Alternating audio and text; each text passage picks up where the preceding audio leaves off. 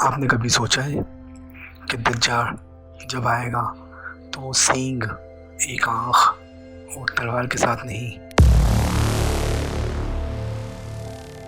بلکہ ہماری سوچ، ہماری اسکرین اور ہمارے فیصلوں کے ذریعے آئے گا؟ کیا ہم نے کبھی خود سے پوچھا ہے کہ ہم جو روز دیکھ رہے ہیں کیا وہ واقعی سچ ہے، یا بس ہمیں سچ دکھانے کی پوری کوشش کی جا رہی ہے؟ کیا یہ ممکن ہے کہ جھوٹ کو اتنے خوبصورت انداز میں پیش کیا جائے کہ سچ غیر ضروری لگنے لگے؟ اور اگر ایسا ہو چکا ہو تو کیا ہم پہچان پائیں گے، یا ہم پہلے ہی اس گریٹ گیم کا حصہ بن چکے ہوں گے؟ آج ہم دجال کی بات علامات کے طور پر نہیں بلکہ فتنوں کی شکل کے طور پہ کریں گے۔ کہیں ہم خود تو اس فتنے کا حصہ تو نہیں بن چکے؟ اس کہانی کو شروع کرنے سے پہلے اگر آپ چینل پر نئے ہیں تو اس چینل کو ضرور سبسکرائب کریں اور بیل آئیکن کو دبائیں تاکہ ہر نئی انفارمیٹیو ویڈیو آپ تک پہلے پہنچ سکے۔ السلام علیکم ناظرین، میں ہوں آپ کا میزبان ذیشان یاسین اور آپ دیکھ رہے ہیں مائنڈ اسپارک بائی زی، جہاں ہم نئی روشنی کے چراغ جلاتے رہیں گے۔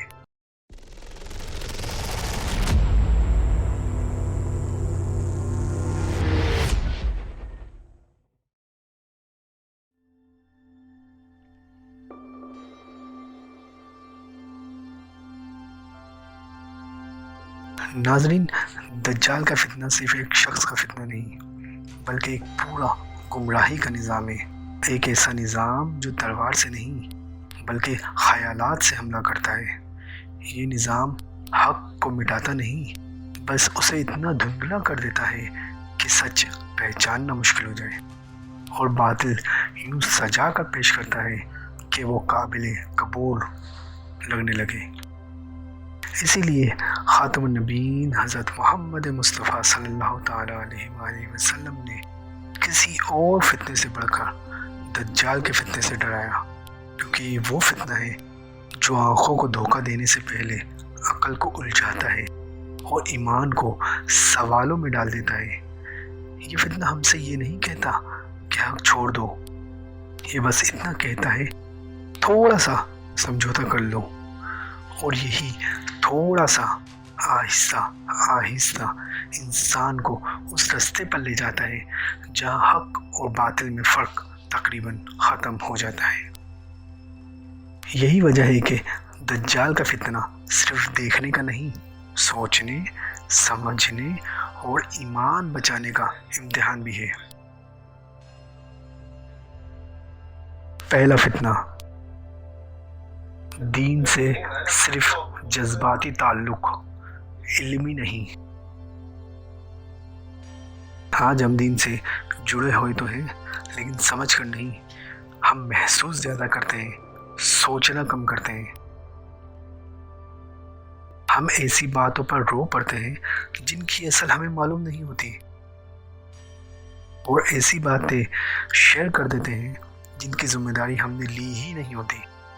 ایک جذباتی ویڈیو، ایک اثر رکھنے والا جملہ، اور ہم فوراً قائل ہو جاتے ہیں، بغیر یہ پوچھے، بغیر یہ سمجھے کہ یہ بات آئی کہاں سے۔ کیا یہ قرآن سے ہے؟ کیا یہ نبی صلی اللہ علیہ وآلہ وسلم کی سنت ہے،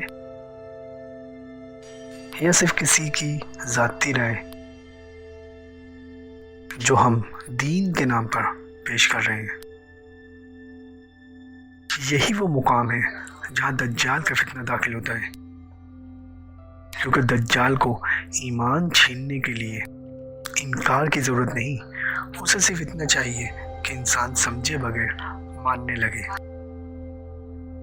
وہ ہم سے یہ نہیں کہتا کہ دین چھوڑ دو، وہ بس اتنا کہتا ہے کہ سوال مت کرو، تحقیق کی ضرورت نہیں، جو دل کو اچھا لگے وہی کافی ہے۔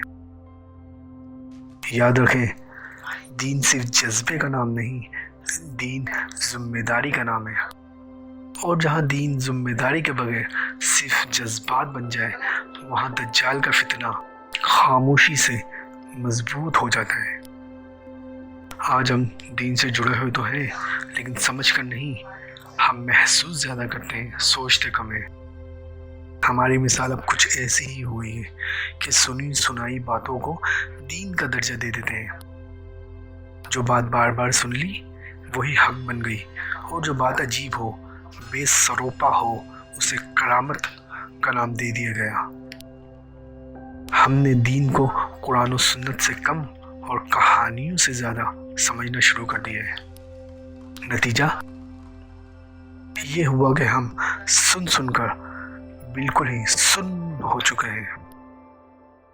اب سوچنا تو دور کی بات، ہم سوال بھی نہیں کرتے یہ بات کہاں سے آئی، کس کتاب میں ہے، نبی کریم صلی اللہ علیہ وآلہ وسلم سے ثابت بھی ہے یا نہیں، اور سب سے اہم بات، کیا عقل سلیم اس بات کو قبول کر سکتی ہے؟ یہ سوال ہم اس لیے نہیں کرتے کہ ہمیں منع کیا گیا ہو، بلکہ اس لیے کہ ہم نے سوال کرنا بدتمیزی، بے ادبی سمجھ لیا ہے۔ اور یہی وہ مقام ہے جہاں دجال کا فتنہ سب سے زیادہ مضبوط ہو جاتا ہے، کیونکہ دجال کو گمراہ کرنے کے لیے نئے عقیدے کی ضرورت ہی نہیں، اسے بس یہ چاہیے کہ لوگ پرانی باتوں کو بغیر سوچے سمجھے مانتے رہیں۔ وہ ہم سے یہ نہیں کہتا کہ قرآن چھوڑ دو، وہ بس اتنا کہتا ہے جو سنا ہے اسی پر چلتے رہو، سوچنے کی ضرورت نہیں۔ حالانکہ دین اندھی تقلید نہیں، دین بصیرت کا نام ہے۔ اور جب اہل دین بصیرت کے بجائے صرف روایات اور قصے کہانیوں پر جینے لگے تو فتنہ بغیر شور کیے، بغیر کسی آواز کے دل کے اندر گھر کر لیتا ہے، اور یہی بربادی ہے۔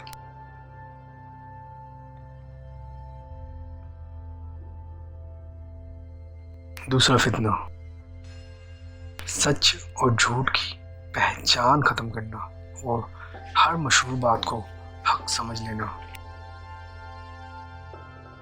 ناظرین، دجال کا دوسرا بڑا فتنہ پہلی فتنے کی ہی کڑی ہے۔ جب آپ پہلے فتنے کے شکنجے میں آ جاتے ہیں تو دوسرے فتنے کے دروازے خود بخود کھل جاتے ہیں۔ یہ فتنہ ہمیں بتاتا ہے کہ آج حق کی پہچان علم سے نہیں بلکہ ویوز، لائکس اور فالوورز سے ہو رہی ہے۔ جو زیادہ وائرل ہے وہی سچ سمجھ لیا جاتا ہے۔ ہم نے دیکھا ہے کہ کوئی بات ہزاروں بار شیئر ہوئی، لوگوں نے اس پر تبصرہ کیا تو وہ فوراً سچ بن جاتی ہے، چاہے وہ غلط یا فرضی کہانیوں پر ہی مشتمل کیوں نہ ہو۔ اور جو حقیقتاً حق ہے لیکن وائرل نہیں، وہ نظر انداز کر دیا جاتا ہے۔ دجال کا فتنہ یہی ہے، وہ علم کو اہمیت نہیں دیتا، وہ انفلوئنس اور شہرت کو زیادہ استعمال کرتا ہے۔ کیا آپ نے کبھی سوچا ہے کہ یہ فتنہ سوشل میڈیا، نیوز چینلز اور اثر رکھنے والے افراد کے ذریعے ہر روز ہمارے ایمان اور سوچ پر چھوٹا سا وار کرتے ہیں؟ کیا ہم نے کبھی خود سے پوچھا جو بات وائرل ہو رہی ہے کیا وہ حقیقت میں حق ہے یا بس وہ ہمیں خوبصورت انداز میں دکھائی گئی؟ کیا یہ سچ ہے یا سچ کے لباس میں چھپی ہوئی گمراہی؟ فرض کریں ایک ویڈیو ہزاروں لائکس اور شیئرز لے رہی ہے، لوگ اسے دیکھ کر یقین بھی کر لیتے ہیں کہ یہی دین کا تقاضا ہے، حالانکہ اصل میں یہ محض ایک رائے یا ذاتی تاثر ہے۔ اور یہاں دجال کا فتنہ سب سے خطرناک ہوتا ہے، وہ ہمیں علم سے نہیں اثر سے قائل کرتا ہے، اور انسان خود سوچنا چھوڑ دیتا ہے۔ یاد رکھیں، مشہور ہونا یا وائرل ہونا حق پر ہونے کی ضمانت نہیں۔ دجال کا دوسرا فتنہ یہی ہے، اثر، شہرت اور جذبات کے ذریعے لوگوں کو گمراہ کرنا۔ اور جب ہم پہلے فتنے کے شکنجے میں ہوں تو یہ فتنہ اور بھی زیادہ آسانی سے اندر داخل ہو جاتا ہے۔ تیسرا بڑا اور سب سے خطرناک فتنہ، جھوٹ نہیں بلکہ آدھا سچ۔ ناظرین، سب سے خطرناک بات یہ ہے کہ جب جھوٹ سچ کے لبادے میں آ جائے تو عام انسان کنفیوز ہو جاتا ہے، اور یہی دجال کا سب سے طاقتور ہتھیار ہوگا۔ وہ مکمل جھوٹ نہیں بولے گا، وہ سچ میں ملاوٹ کرے گا۔